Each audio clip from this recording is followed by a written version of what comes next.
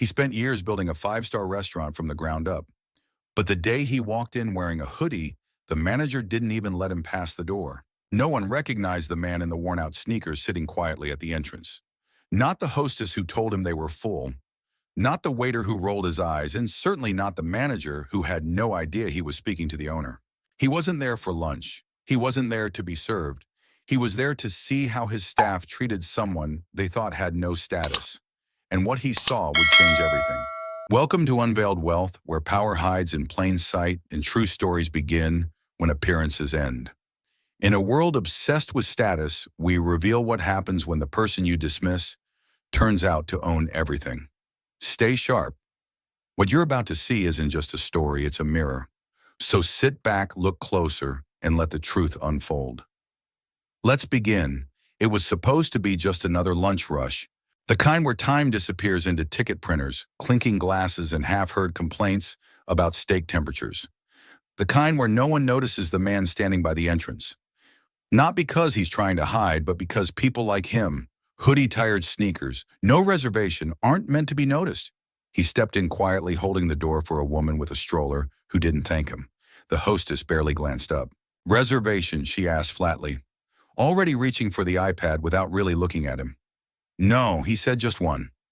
She exhaled just enough to let him know she didn't approve. "We're full." The way she said it, it wasn't cruel. It was worse than that. It was dismissive.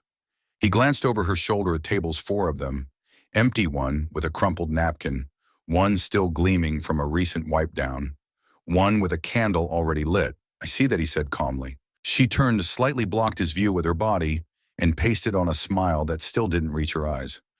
"I'm sorry, sir. We're full." A man in a blazer walked in behind him, barely made it 2 steps inside before the hostess lit up. "Mr. Carrington, right this way, we've got your usual booth." No ID check, no awkward pause, just a smile, a gesture, and the unmistakable warmth reserved for people who look the part.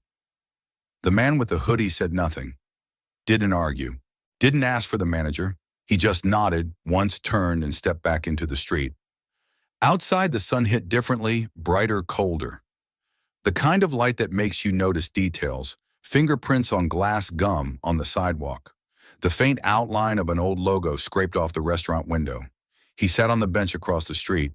No one gave him a second glance. Perfect. He reached into his jacket and pulled out a phone. Not the flashy kind influencers use, older. Cracked screen, scuffed corners. The kind of phone people ignore. He opened an app that didn't exist on any store. Tapped a few times, waited, then typed lunch service. Roxley's same pattern, start observation. He pressed send. No response. There never was, but he knew someone on the other end had received it. He leaned back and watched.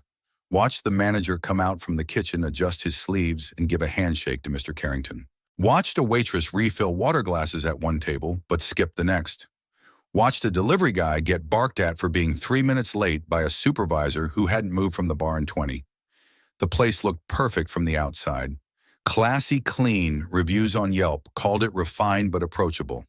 There were awards framed in the window, top 10 hospitality spots in the city best new American menu. But he wasn't looking at the menu. He was watching how they treated people, especially the ones they didn't think mattered. He waited until the rush settled, then moved around the back, past the dumpsters and cracked crates. He didn't knock. He knew this place too well. The back door was propped open with a mop bucket inside a hallway stretched toward the kitchen, linoleum floors, flickering lights, the faint scent of burnt oil and forgotten policies. No one noticed him. Not the dishwasher arguing over clock-out times. Not the sous chef muttering about missing inventory. Not the bartender pocketing a tip off an unclaimed bill. He walked like he belonged, which ironically made people assume he didn't. The deeper he moved, the more the mask of perfection slipped. Behind the soft jazz and white tablecloths, this place was fraying, slowly, quietly, and that was exactly what he needed to see. He entered the service corridor. A hostess was complaining about a table that left a bad tip. A waiter laughed and called them cheap trash. No one noticed the man standing 5 feet away, just listening. They didn't even look at him, because people don't look at ghosts. He pulled out his phone again, tapped open a folder of images, faces, screenshots, notes. He scrolled until he reached one name, Victor Delgado, floor manager beside it. Repeat flag, unverified reports of profiling, tip skimming, selective seating. He closed the phone, slid it back into his pocket, and smiled, not the smile of revenge, the smile of someone who had just confirmed a theory. Because this wasn't about a bad day. This was a system, and systems, when left unchecked, rot from within. The waitress from earlier passed him in the hallway, paused just long enough to wrinkle her nose. "You're not supposed to be back here," she said. He tilted his head slightly. "Aren't I?" She rolled her eyes and kept walking. "Perfect." He turned back toward the exit, walked past the staff bulletin board, half covered in outdated schedules and faded safety reminders. A motivational poster hung crooked, its message barely visible. "We don't serve food, we serve experience." He chuckled under his breath. Maybe once. Not anymore. By the time he stepped outside, the street had shifted. More cars, more people, more noise. But for him, everything had gone still. Because today wasn't just another observation. Today was the beginning of something no one in that building was ready for. Not the manager with the Bluetooth earpiece, not the hostess with the two-tier guest policy, not even the bartender who thought no one saw him change the tip amounts. He had seen it all, he always did. But this time he wasn't going to walk away. This time he came with purpose, and what they didn't know would shake them to the core. He didn't leave. Not after that hallway exchange. Not after the smirk, the rolled eyes, the dismissiveness baked into every word. No, he stayed, not in plain sight, not seated like a guest, but in the quiet corners, the ones no one cleans properly, the ones just outside the glow of chandeliers and curated playlists. He didn't need a table. He needed the truth, and the truth was loudest where the lighting was worst. The dining area buzzed with polished charm smiles, rehearsed laughter, timed apologies manufactured. But behind the walls where the napkin bins overflowed and the staff clocked in 5 minutes late, without fear of consequence, reality was raw. He stood by the supply closet, listened. A hostess complained about that weird guy who came in earlier. "I don't care who he thought he was," she muttered. "You show up, looking broke, you get treated. Broke." Someone laughed. The man didn't react. He moved on. Past the kitchen where the head chef was yelling, not about food quality, but about optics. "Keep it pretty. I don't care if it's cold, just make it look like the damn photo." He ducked into the service corridor. Here the language was different. "Real bitter," a waiter whispered to another. "If he's not tipping at least 20%, I'm switching his steak with the overcooked one." A dishwasher emerged from the back room, rubbing his shoulder, muttering, "3 shifts, no break. If I collapse, just throw me in the freezer with the lamb." The man listened, not because he enjoyed it, because he needed to know exactly how deep the rot went.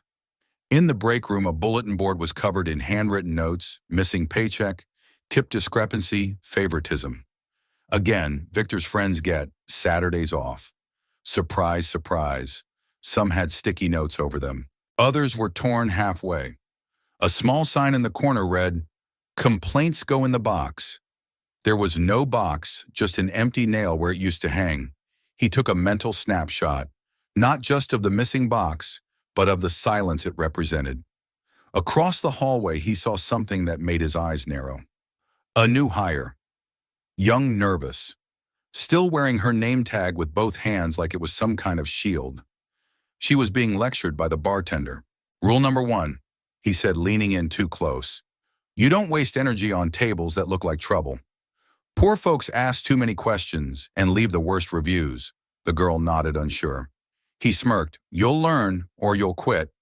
The man in the hallway didn't move, didn't interrupt, just listened, recorded it in silence. Not with a phone, with memory, because the real test of a place isn't how it treats the rich. It's how it treats the invisible. And today he was invisible. He looped back to the main dining room, blended into the lunch crowd, half dressed for business, half looking for brunch. He watched a manager smooth talk a table of influencers, offering them a free dessert if they post it with the logo.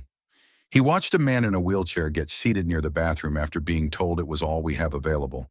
even though two spacious booths sat open and untouched.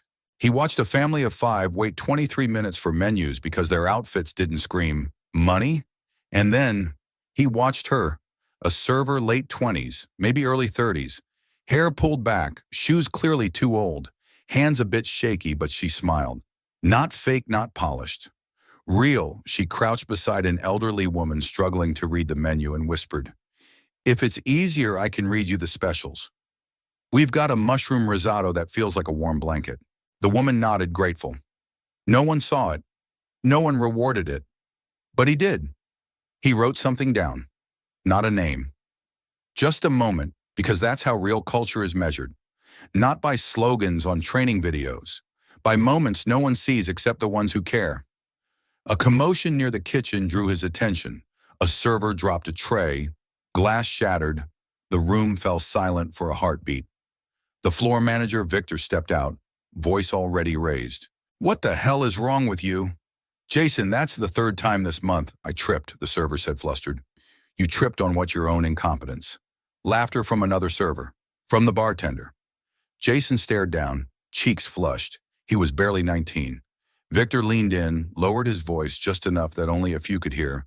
"Break one more plate, and I'll break your paycheck."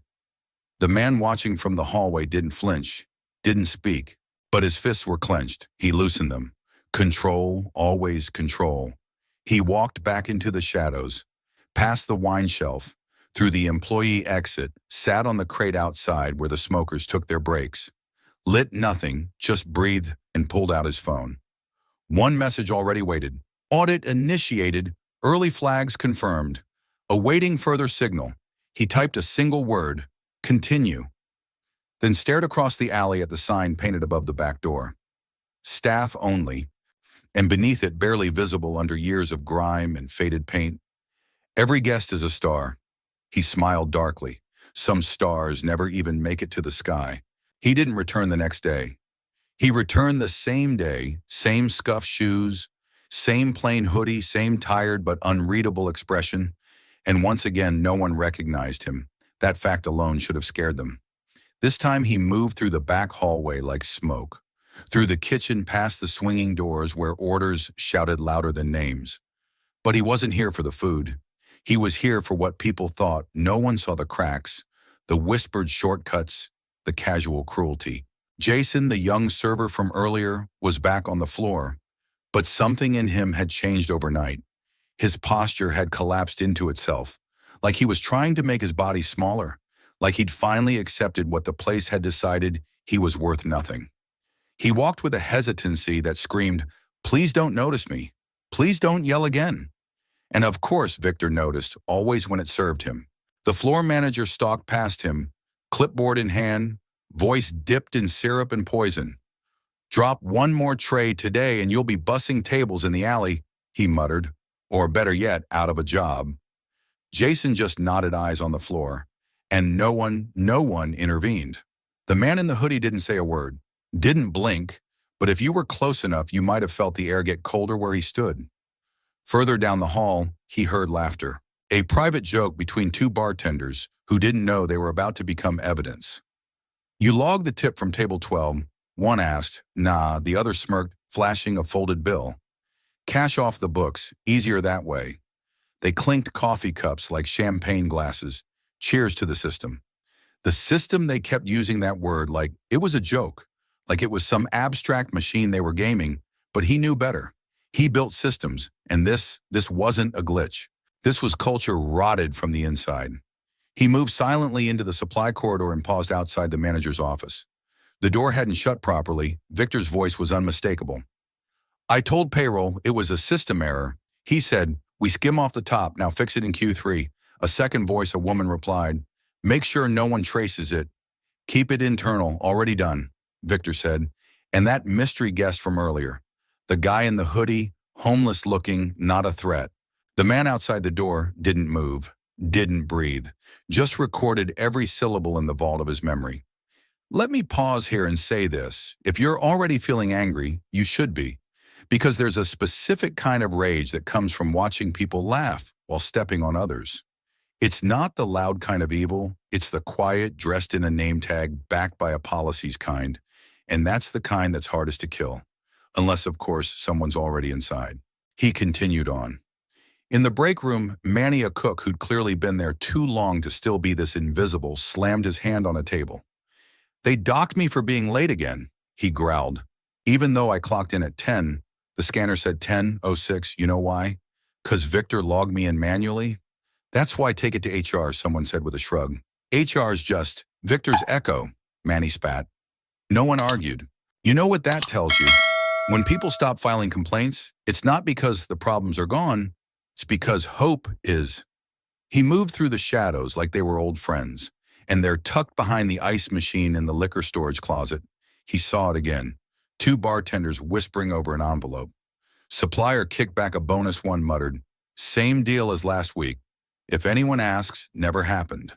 He leaned his back against the wall, took out his phone and typed, "Confirmed payroll and supplier fraud. Complicity likely extends to supervisor level. Continue silent observation." No one noticed. No one ever does until it's too late. Back in the dining room, he watched a family of 5 wait over 20 minutes to be greeted, while the next table, over 3 men in designer jackets, got water poured before their menus were open. The difference, shoes, phones, skin. And the look on the server's face when she chose which table mattered more. Then Savannah returned. Same gum, same phone, same dead eyes. A couple walked in, late 60s, dressed modestly. The woman smiled as she approached. "Hi there, are you still open for lunch?" Savannah didn't even look up. "We're full," the man gestured. "We saw a few tables. They're not for you." She cut in. No apology, no fake smile, just dismissal. The couple blinked. The woman looked down at her shoes like they were the reason she didn't belong. "Of course," she whispered. "We'll leave," and they did. And no one followed except him. He pushed open the door a moment later, letting the sunlight slice through the shame. Held it for them, nodded silently. This time they noticed. "Thank you," the woman said. But he was already turning back. You ever watch someone get disrespected so casually, so efficiently, that it makes you want to shout, even though it's not happening to you? That's what this place did over and over again, with a smile, with a sir, with a policy. And it's the kind of thing that builds and builds until you're ready to explode. But he didn't. Not yet, because sometimes the most dangerous man in the room isn't the one yelling. It's the one who's been quiet too long. The one who's watching you dig your own grave and just taking notes. Not everyone in the building was broken. Some just hadn't realized they were bending yet. He saw her on a Tuesday afternoon, just after the lunch rush, just before the dinner prep. That strange quiet hour when time slows and everyone pretends to be busier than they really are.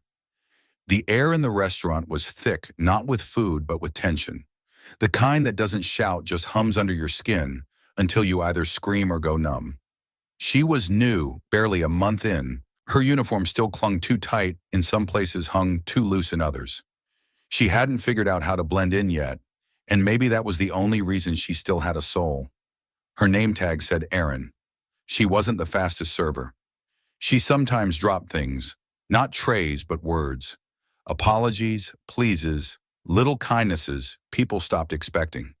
Most guests ignored her. Most staff rolled their eyes when she passed. Victor once referred to her as emotionally inefficient, whatever that meant. But the man in the hoodie, he noticed her. He first saw it when a child spilled their drink. Coke across the table over napkins onto the mother's jeans. The mother looked panicked, embarrassed. Other servers pretended not to see. Erin moved instantly. She crouched, smiling at the child, and said, "It happens. Don't worry, I'm clumsy too." She didn't blame. She didn't delay.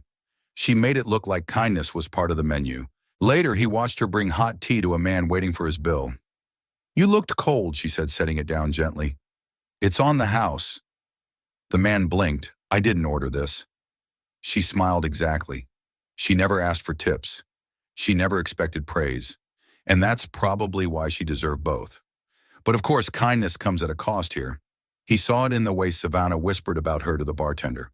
Misses half her cues, always smiling like this is a Hallmark movie. The bartender snorted. "She'll burn out. They always do." Victor noticed too, but not in the way you'd hope. He cornered her near the service hallway. "I've seen your tables. You're too slow. Too emotional. This isn't a care center. It's a restaurant. I'm just trying to—" "You're trying too much. You want to help people. Go volunteer. Otherwise, tighten up or get out." She nodded, bit her lip, said nothing else. He walked away before she could finish the breath she'd started. The man in the hoodie stood barely 10 feet away. She hadn't seen him. No one ever saw him, but he saw everything. And for the first time in a while, he felt something strange rise in his chest. Not rage, not frustration, hope, quiet, fragile but real.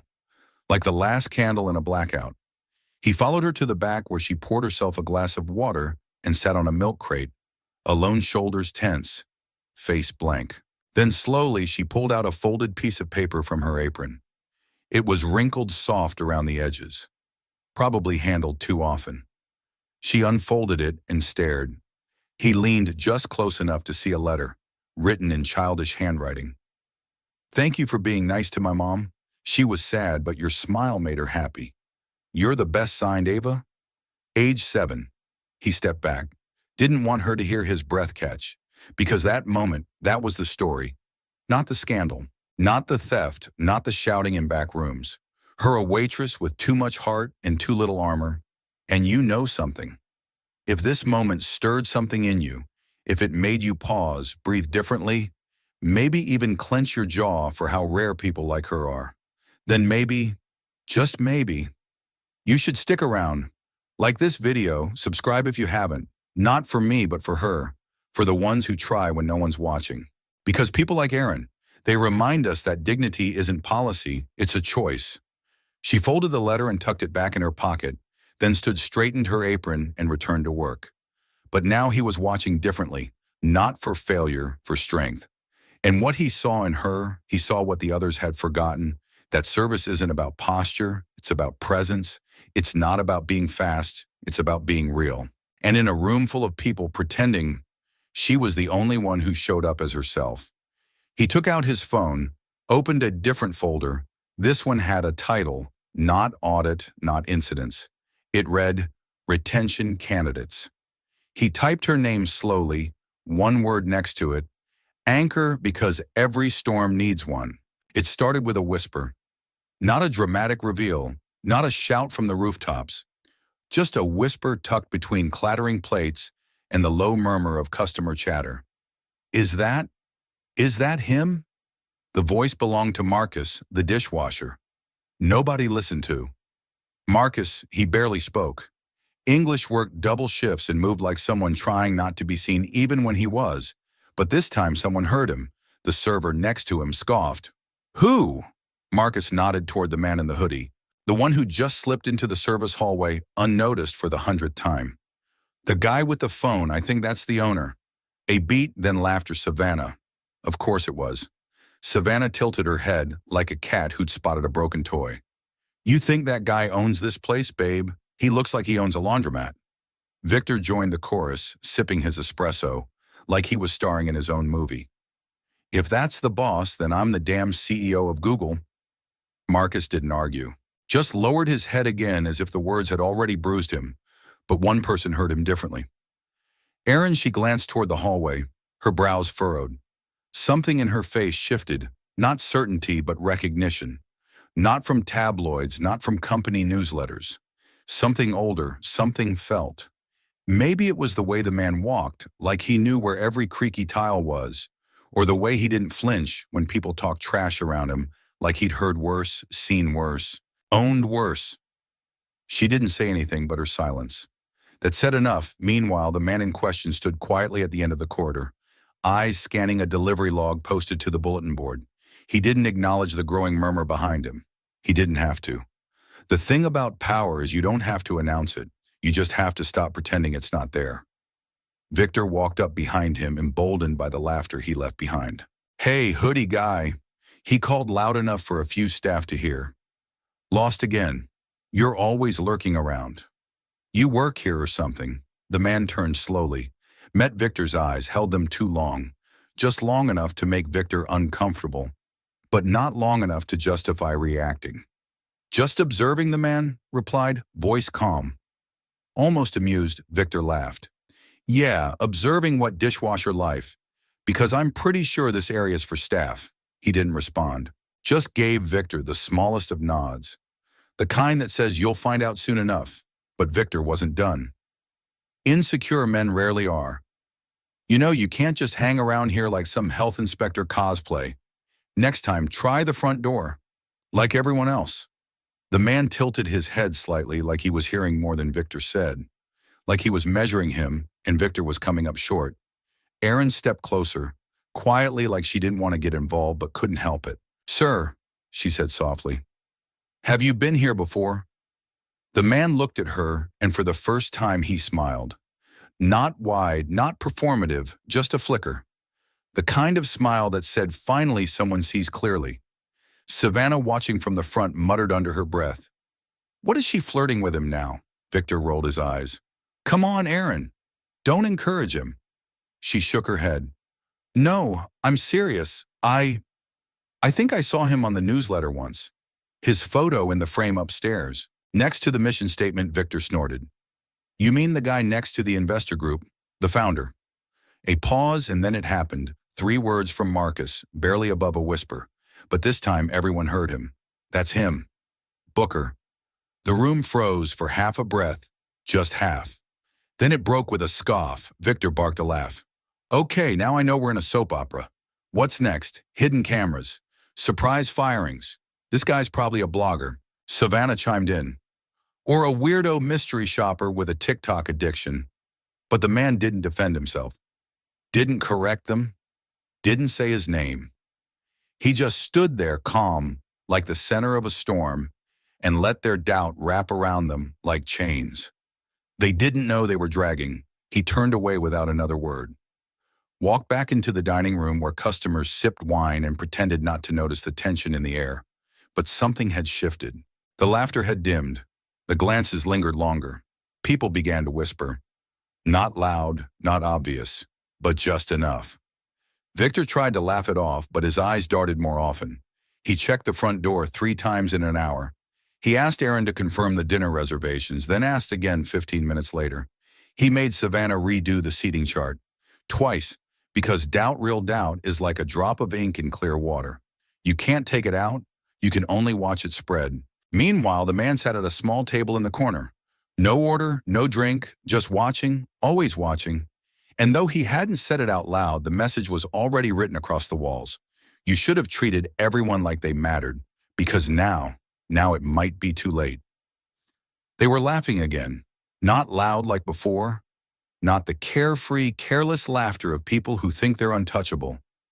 This time it was thinner, tighter, laced with unease, like a joke told in a room where someone might be listening, because someone was, ever since Marcus whispered his theory, and Erin didn't deny it, and the man in the hoodie didn't explain himself. Something had shifted. The air in the building didn't feel the same. It felt suspicious, tense. Like the walls were listening now. But denial is a powerful drug. Victor in particular seemed overdosed on it. He's just messing with us, he told Savannah behind the bar. Probably some ex-employee. You know the type. Thinks he's clever, hangs around just enough to get in people's heads. Savannah nodded, but slower than usual. He hasn't ordered anything. Hasn't left. Hasn't asked for a thing. Victor leaned in. Exactly. That's the game. Make us paranoid. You know how to win. Don't play. Treat him like he doesn't matter. And that's what they did for the next hour every time they passed the man in the hoodie. They looked through him, ignored him. Victor even knocked into his chair at one point and didn't apologize. He just smirked, and still the man said nothing. Not a word. He watched, he listened, and now he waited until the door opened. And someone very important walked in. The kind of person who doesn't wait for menus, doesn't get their name misspelled on the reservation sheet.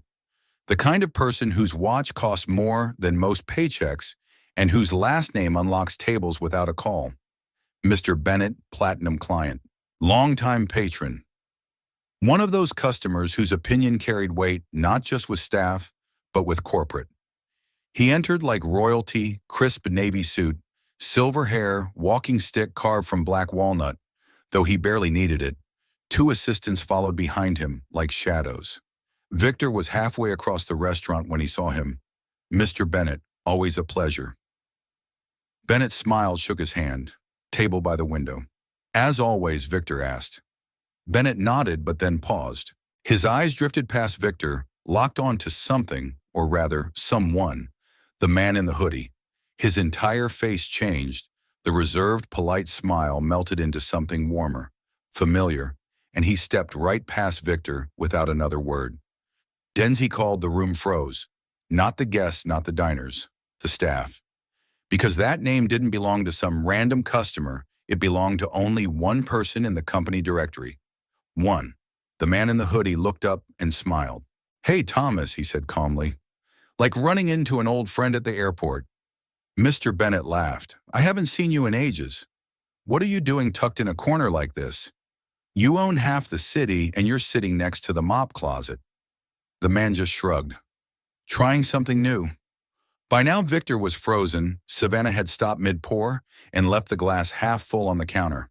Aaron was the only one still moving, bringing Mr. Bennett water, like nothing was unusual.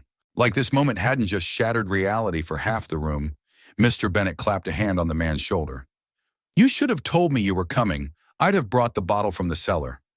"You remember the '89 Barolo?" The man Dens smiled. "Still your favorite," always. Bennett grinned, then turned to Victor. "This man right here is the reason I started dining here in the first place. We met at a charity gala in D.C. He told me he wanted to change the way hospitality feels. Not just looks. I've been a believer ever since." Victor's mouth opened. "Nothing came out," Savannah stammered. "Wait, this is..." Bennett chuckled. "You didn't know," Victor finally managed a word, "sir." And that's when the room truly silenced. Not with respect, with realization. Every dismissive glance, every comment, every oversight played back in their heads like a horror reel. And the man Dens still didn't gloat. Still didn't stand up and shout, "I told you so." He simply leaned back, took a sip of the water someone had finally poured and said, "I like watching how people behave when they think no one important is watching." Mr. Bennett let out a low whistle, brutal, but fair. Victor looked like he might faint. Savannah's hand trembled so hard she knocked over a salt shaker. Jason stood behind the coffee station, eyes wide. Aaron, she just smiled like she'd known all along. And maybe she had. Dens stood slowly, picked up his phone, typed one word, "confirmed," then turned to Bennett. "Mind if I borrow a few minutes? I have something to wrap up here." "Of course," Bennett said, stepping aside. And as Dens walked toward the hallway, his hallway now, every footstep sounded like a verdict. It was almost funny. Almost. The moment Mr. Bennett confirmed the man in the hoodie was Denzel Booker, the founder, the ghost, the owner of the walls around them. Victor and Savannah's transformation was instant, faster than a snap neck. Victor adjusted his shirt collar so fast it nearly tore off. His tone flipped from condescension to syrup-drenched politeness in a single breath. "Mr. Booker. Wow, I wish someone had told us you were stopping by. We would have rolled out the red carpet." Savannah blinked like she'd just come out of anesthesia. Her voice, once laced with disdain, now clung to every syllable like perfume. "Sir, I can't believe it. I'm honestly honored. We've heard so much about you." Erin stood in the corner, silently watching the performance unfold. Her face didn't move, but her eyes did, tracking every fake smile, every too loud laugh. She didn't need to say it, but her silence screamed it. "You're only nice now because you're scared." Victor was already circling Dens like a satellite. "If I'd known you were here to observe the team, I would have personally guided the tour, walked you through our service flow, our training protocols." Our Dens didn't look at him, didn't acknowledge the sudden affection. He simply stared ahead, walking slowly toward the back office. Like a king moving through a battlefield where the bodies hadn't dropped yet, Savannah followed 2 steps behind, hands wringing themselves into knots. "Sir, I'm sure there's a lot to discuss, and if anything you saw was misaligned, I'd love the chance to clarify. We've been understaffed lately, and some of the guests, we've had some difficult personalities this week." Difficult personalities, she actually said that? And for a moment, just a second, you could see the flicker of rage in Dens's eyes. Not loud, not theatrical, but sharp like a switchblade under silk. Victor, oblivious, kept going. We've maintained strong numbers, though. Guest retention solid, socials are up. Aaron's been a strong addition to the team, very empathetic presence. Reminds me of the values you talked about in that keynote a few years back. The desperation in his voice was almost admirable. Almost, and still Den said nothing. He reached the office door, opened it, and turned just once. To look at them, Victor straightened like he'd been called to the principal's office. Savannah smiled so hard it almost cracked her foundation. Then Den spoke, 3 words. Sit, both of you. The tone wasn't loud, it didn't need to be. They sat, he didn't. Instead, he walked to the corner of the office, pulled out a chair that had been gathering dust behind the filing cabinet, and placed it in front of them. Then he sat, but not like a man joining a meeting, like a man conducting a post-mortem. Do you know, he began, voice soft, how many complaints it takes before someone finally escalates it to corporate? Victor swallowed. I would imagine quite a few, sir. We usually we handle them in-house when possible to avoid unnecessary. Dens raised one finger. Victor stopped talking. One Dens said, it takes just one. If it's the right one, if it's the one that slips past all your fake smiles and fake apologies and fake process maps. Savannah cleared her throat. We've been updating the training materials. We just implemented a new service script. Dens ignored her completely. You turned this place into a theater, he continued. Not a restaurant, a theater of hierarchy, of surface-level kindness, and behind-the-door cruelty, of pretending the guest matters if they look like they're worth the effort. Victor started to speak again. Dens didn't raise his voice, just looked at him, and Victor went silent. I walked in and was told there were no tables.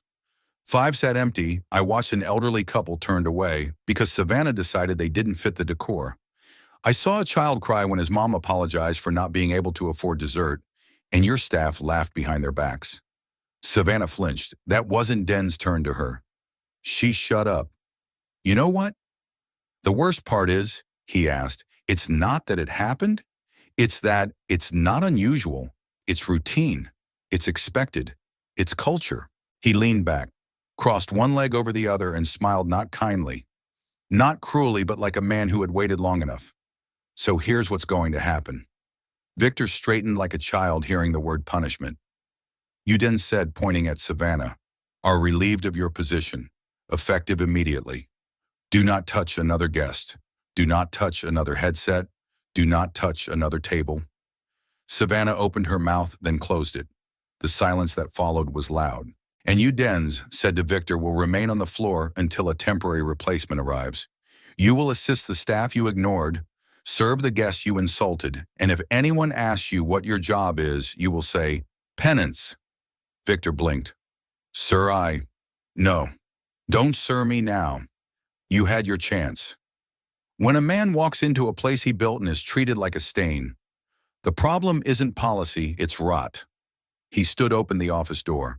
Behind it stood 3 people, an HR rep, a legal liaison, and a quiet woman with a notepad, none of them familiar to Savannah or Victor.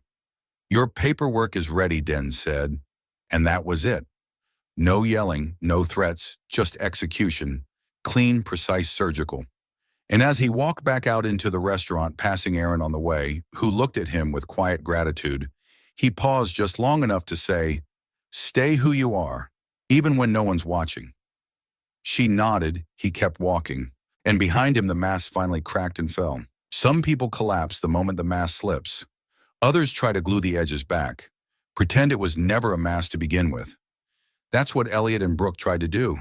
In the aftermath of the reveal, when Victor and Savannah had been dismissed and the building had fallen into the quiet that always follows a storm, they emerged from the cracks not panicked, but rehearsed.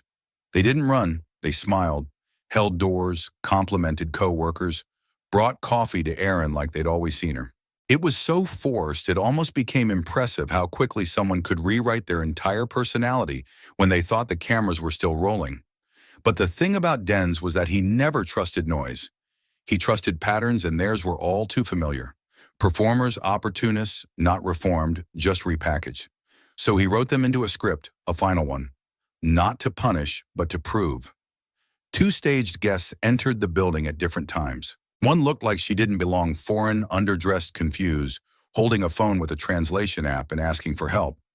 The other was a father, quiet, polite, dining with his 6-year-old daughter who left behind a folded child's drawing wrapped around 3 crisp $50 bills.